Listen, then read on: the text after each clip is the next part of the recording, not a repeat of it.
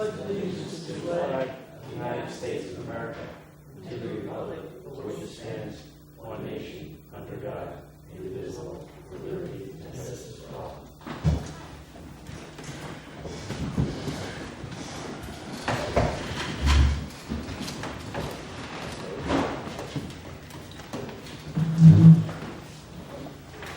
Okay.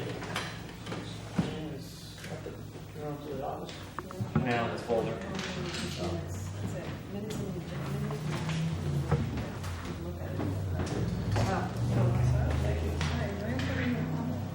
And we need roll call. Yes, sir. John Brewer, Yes, I am. Kathy Jordan. Yes. Art Christie. Yes. John Horn. Here. Joanne Cal. Oh yeah, she's gone. Alan Schreider Yep. and Cliff Rebocco. Here. We have a chance to look the minutes over for the special meeting we had.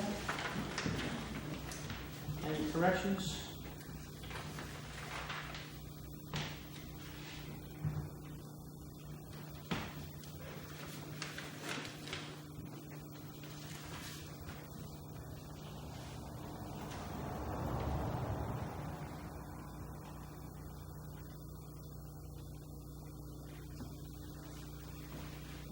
That one line, they're still building the cabins, and as they're completed, they'll be inspected before being inhabited. So, okay.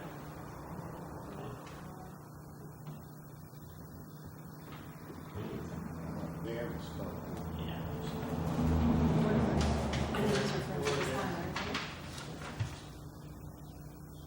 Oh. Wow. Huh. And, Spelled right. they'll be That's incorrect. Completely. being inhabited. Sorry. The wrong word. All right. Don't let that happen again. Now she's gonna have me proofreading the minutes before. No. I usually catch stuff like that. Motion to accept the minutes. I'll make that motion. Second. All those in favor? Aye. John seconded. Communications, our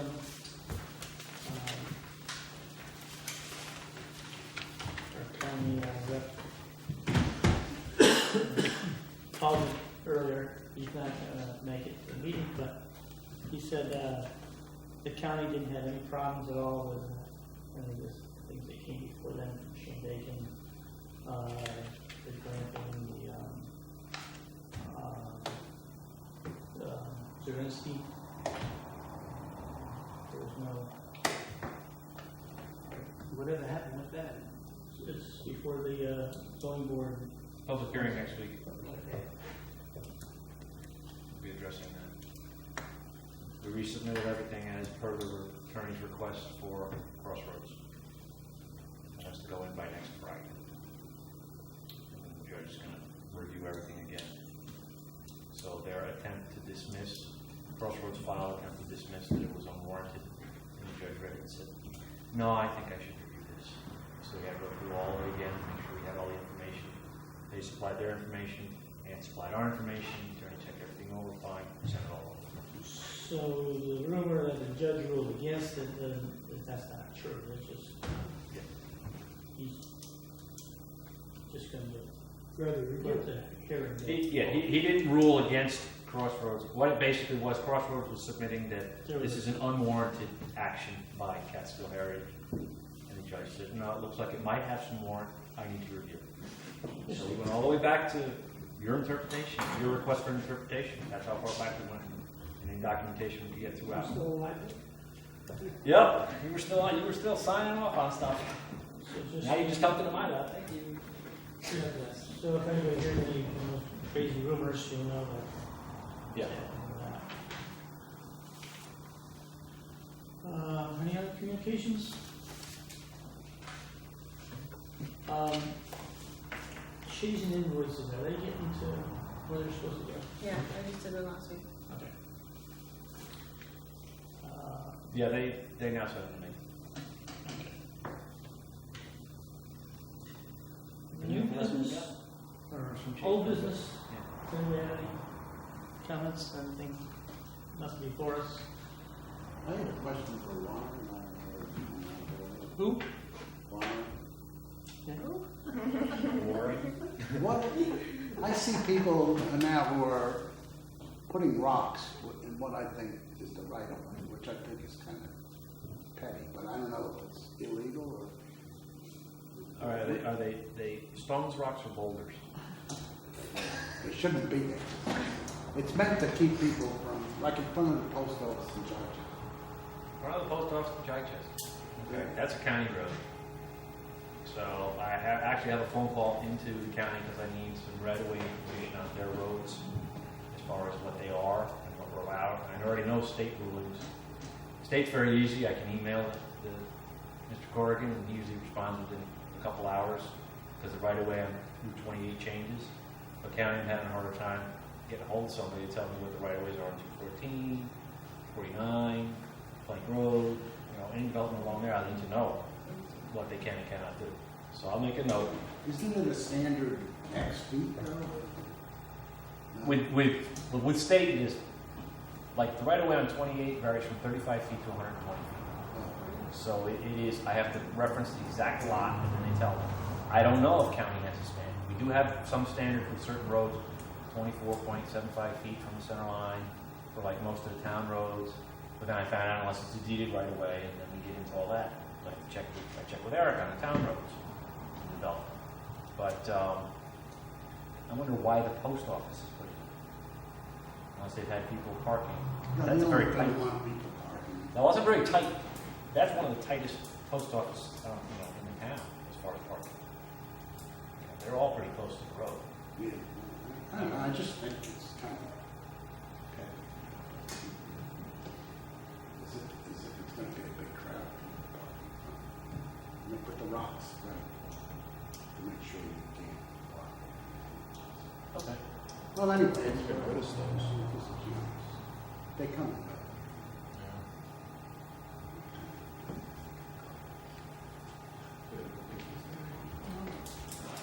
An interesting note is that if we remember back to the Foxfire for their special permit, all the people coming in and complaining about what was going to happen and this and that, and I haven't received a single complaint about his property.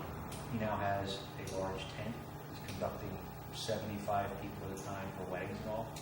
I haven't heard a single peep about what's going on. So it's just that I thought that interesting about all of this, that people are coming, this is going to happen, that's going to happen, and then nothing comes of it.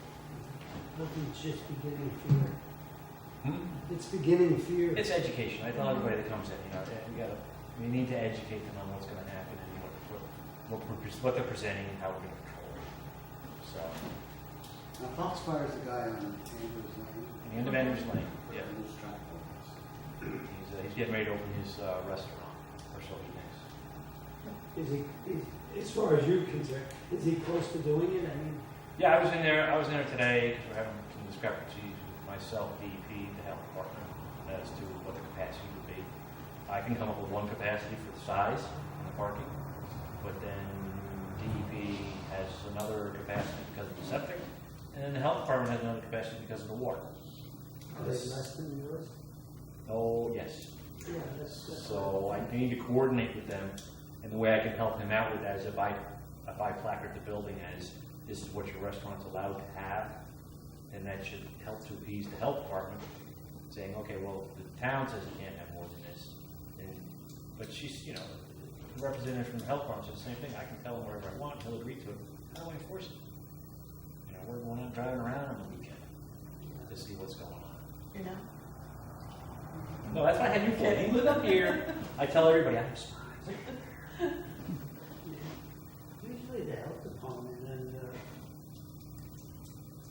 they usually the top gun on that because of the soil conditions, So you can give an occupancy, say 100, for example, and they'll say that the water usage and capacity can only handle so many per hour or something, you know what I mean? So Oh, it's been listed. I mean, I've got the engineering from Alan Dumas from Bernard Larios on the number of rooms and the occupancy for the rooms and the gallons per day and the number of people in seats and this one and the percentage. He went through all the calculations and came up with a number at the end, which is within 10 gallons of what his capacity is. Right. But that greatly reduces the number of people in the restaurant. But what the actual capacity would be between, his egress and his floor space and all that is almost double As far as building goes. as far as building code is concerned.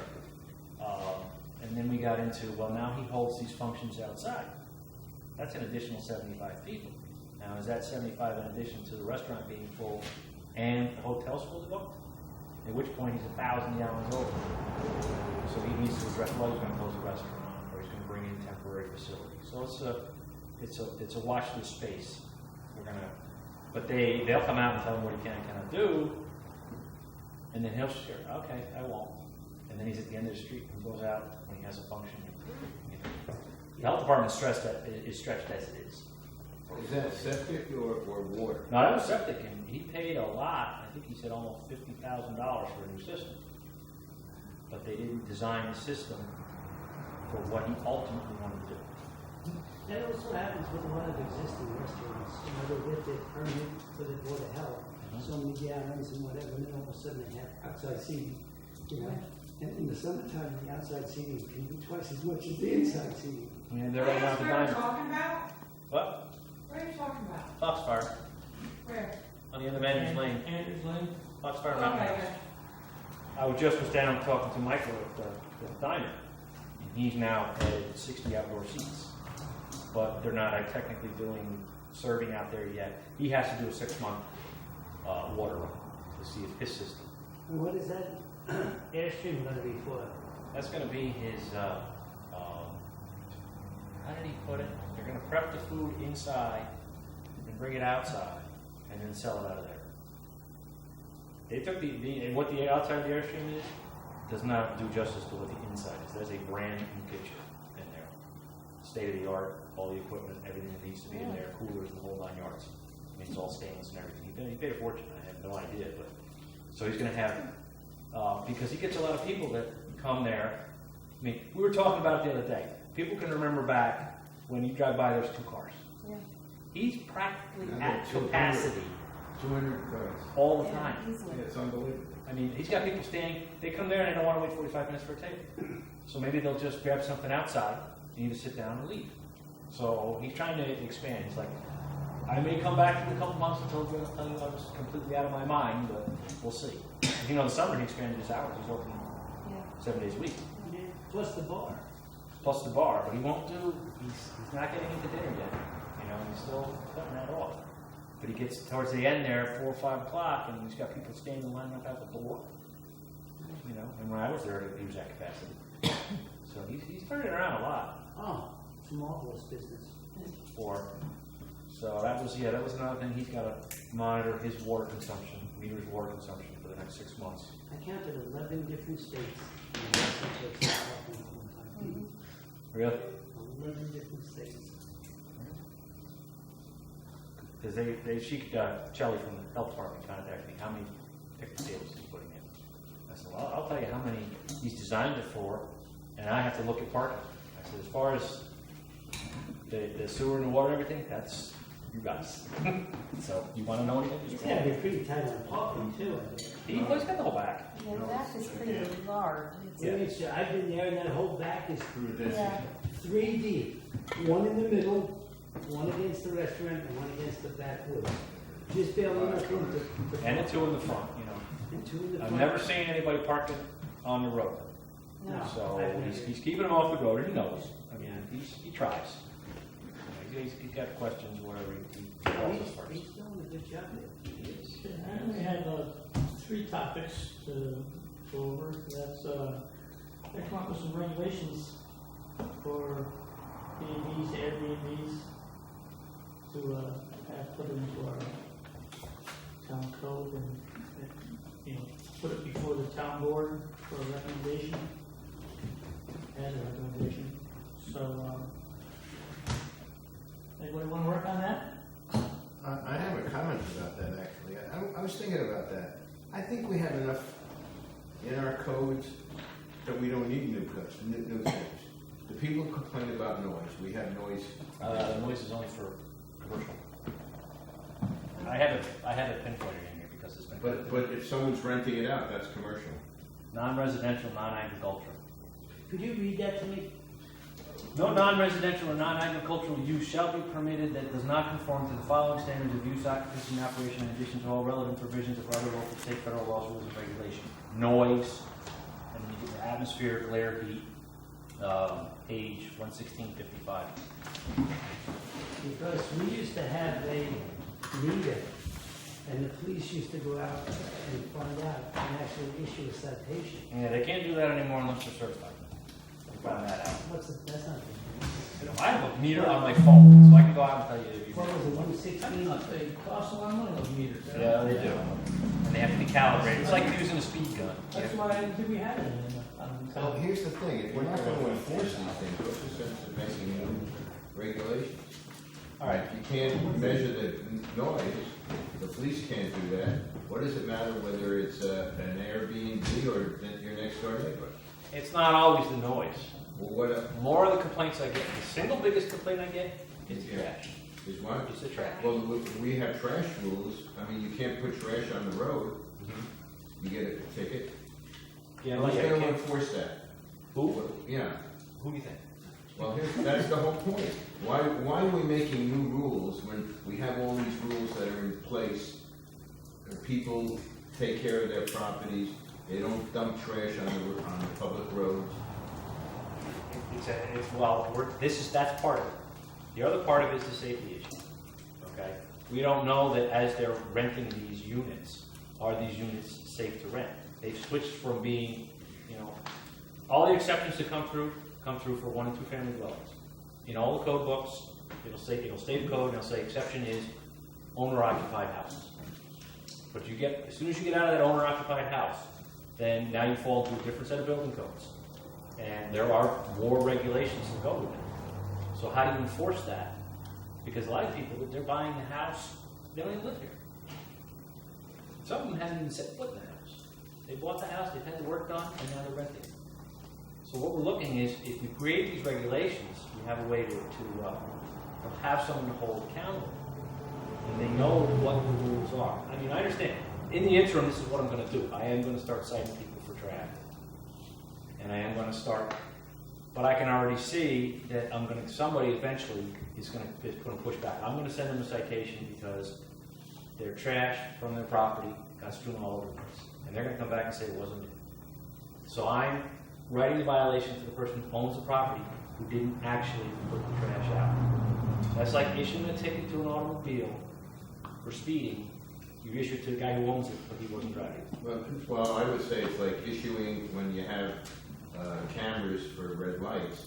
They issue the ticket to the car. Mm-hmm. Because they don't care whether who's driving the car. Right. So you're issuing it to the vehicle. Where it's your house, it's your responsibility. I don't know if your son put the garbage out, but it's your house.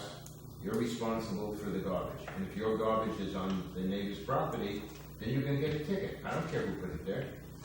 Oh, we can do that. You can do that now. We can do that now. Right. That's part of what we're doing. But we're part of it. Yes. You just, was it 11623 that you were talking about? Yep. All right. If you look over further though, it says residential zones. It says non-residential, non-agricultural use. Then it specifies what zones it's happening in. But the use, you start with the use, then you figure out where it is that's being used. That's right. Yeah. But it says here residential zones. But you're doing a non-residential or non-agricultural use in a residential zone. I So don't what is, I don't interpret start with what's causing the noise. What's causing the noise? no residential, no non-residential or non-agricultural use. Okay? Mm-hmm. Shall be permitted that does not conform with the following standards of the use. Occupancy or operation in addition with, I don't have my glasses, relevant provisions of other local, state and federal rules and regulations. All right? Now, it gives you, over here, it gives you zones that this law is applicable to. Yep. Okay? And it says residential zone, it says R5, R3, and 1.5. It says commercial, and then it says Hamlet commercial, highway business, or Hamlet business, and CLI. Right. So what that does is that's breaking it down, so in these residential zones, there are limits for noise within certain time periods. For those uses. It starts listing, no residential shall be permitted to, No non-residential. no non-residential or non-agricultural use. Right. And these are what the noise applies to that, the atmospheric affluence applies to the non-residential, non-agriculture, the glare and the heat applies to that, and the industrial waste applies to it. Right. So you're starting out with the use as being non-residential. No non-residential use, just because they're listing the zone, I don't think we would have a prayer in hell to fight this in court, which way? saying that we can't enforce it in a residential zone. Because it says, if that was the case, why would they put residential zone there? Because we have residential zones, and then we had, I don't know why, I don't know who wrote the code. Well, hold on, this is arbitrary and capricious. If I was an attorney, I would say, hold on, no non-residential use. But here, you have residential areas. Mhm. But we grant non-residential uses in residential areas. Special permits or in the past. Let me ask you this one. Let's just go to the stone yard. Okay? It's a non-residential use in a residential zone. And he is the one I get called on for his dust and everything leaving his property. He's in R1.5. He's a residential zone. He is a non-residential use in a residential zone. And so what's the result of what Trying to happens? think what was there before. So what is the result? That was very A mobile home. What is the A result? mobile home in a field. So what is the result though? What happens? Of what? Well, when you get called, what happens? What's the result? I go down and I attempt to talk to the individual and find out what the situation is. What the first one I got for him was that he was raising a cloud of dust 3 o'clock on a Sunday afternoon. It's not open on Sunday. There's nobody on the property. The wind blew across his parking lot, picked up some dust, and moved it to the neighborhood. So they said he was operating. The noise is the hardest thing because you can't. Supposedly, you have to measure at the property line, and who's going to measure it, and who's certified to measure it. Well, that's what I'm saying, and that's why I do agree with Alan. I'm not disagreeing with you, but I'm saying, we have this ordinance that can cover almost every issue that we have. But we don't have anybody to enforce it, not needing you, but like you just said. I used to call up the police and say, listen, I have a noise complaint, it's 12:30 on Schweitzer Road, and it's the second house in. And they would go up there with the meter, they would turn the meter on, standing on the property line, and they would say to the people, okay, it just came up to be 59, you have to lower the music, or I have to give you a ticket. And in most cases, the people said, you know, we're sorry, we'll lower the music. But in several cases, they wrote a ticket. They came back in an hour or something, and did it again, they said, listen, we have an issue here. But in that particular case, you're writing the ticket to the violator, correct? So who's ever occupying the house at the time? What do you do with trash then? It goes to the owner? At this point in time, see, if the owner is made aware by having the regulation for Airbnb, if the owner is made aware that he has to make sure that all of his renters know about the noise ordinance, and they know about the trash ordinance, and they know about the trespassing and the parking and everything else, they know. And they've made aware of this. And then their occupants violate it. It's easy to hold the owner accountable. But as it stands right now, Airbnb, they don't get permits from you, do they? As I tell everybody, they are not a permitting agency, they're an advertising agency. Yeah. That's all they do is advertise. Right. And what if someone's renting their house for a full year? You have the same situation. That tenant could make noise, and who are you going to give the ticket to? The owner of the house or the tenant? Well, I don't issue noise citations, Well, but if it was trash, Right. I'd have to send it to the owner of record. right. So Okay. you don't know that that's renting it for a whole year, 6 months, 1 day. So what we're talking about is not trying to make new regulations, but we can't even enforce in a way that prevents people from doing this, our current regulations. Well, what happens is, this is the other part, the other side of this coin for the regulations. If I send out violations now, I have to send them certified mail. Maybe they get where they gotta go, maybe they don't. I gotta send to the owner in Brooklyn. You wanna pay me to go down and serve him a violation in Brooklyn? So it gets sent back to me. If we have regulations, okay, and they don't follow the regulations, I send them a violation, they ignore me, their permit doesn't get renewed, they can't rent their house. It gives them an incentive to follow the regulations if we make it a permitted, not a license. We don't want to go anywhere near licensing something. We want to permit it. It's giving a little bit of accountability to the owners so that they pay attention. You can go even further than that, and some municipalities require them to have a caretaker. If there's a problem, we have somebody local that we can contact. Say, listen, this is what's going on over here. Something needs to be done about it. And give them the option to go ahead and take care of the problem before it gets to having to issue tickets.